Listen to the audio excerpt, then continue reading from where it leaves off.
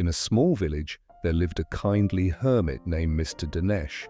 He lived in a small homemade hut. One afternoon, while Mr. Danesh was eating bread, he suddenly saw a shadow approaching. He was surprised because he hadn't heard any footsteps. Mr. Danesh then looked back at his open door. There was a large, ferocious wolf standing there.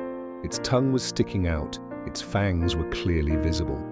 Its warm breath was felt on Mr. Danesh's hand.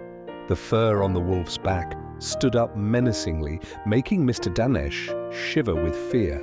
He knew the wolf was a she-wolf.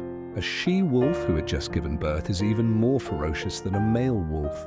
Mr. Danesh tried to remain calm and didn't chase the wolf away. He looked at it and said kindly, "I'll eat this bread first. After that, I'll give you some bread." Wait, the wolf seemed to understand. The hair on its back and neck, which had been standing stiff, now relaxed. He bent his legs and sat cross-legged on the ground. He saw the crumbs of bread scattered around, but he didn't pick them up. When he was finished, Mr. Danesh smiled and gave the wolf the remaining bread. The wolf ate it greedily. Then he licked Mr. Danesh's hand as a sign of his gratitude. The wolf then jumped out of the house.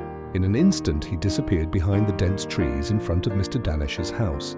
From that day on, the she-wolf visited Mr. Danesh regularly. Every morning when Mr. Danesh had breakfast, she came. And every evening when Mr. Danesh had dinner, she came. She slowly walked into the house and sat quietly by the door, waiting for Mr. Danesh to give her the remaining bread. After eating, the wolf always licked Mr. Danesh's hand and then jumped out of the house. One day, Mr. Danesh went to his family's house far away. When it got dark, Mr. Danesh still hadn't returned. As usual, the she-wolf came to visit Mr. Danesh. She immediately knew he was gone because the door was firmly closed. The wolf waited for Mr. Danesh for a long time in front of the house. Not wanting to leave his children for too long, he entered the hut through the slightly ajar door. He looked around and found a basket made of woven palm leaves hanging from the ceiling. Inside were 5 loaves of bread. The hungry wolf immediately grabbed the basket. He grabbed a few pieces and devoured them quickly.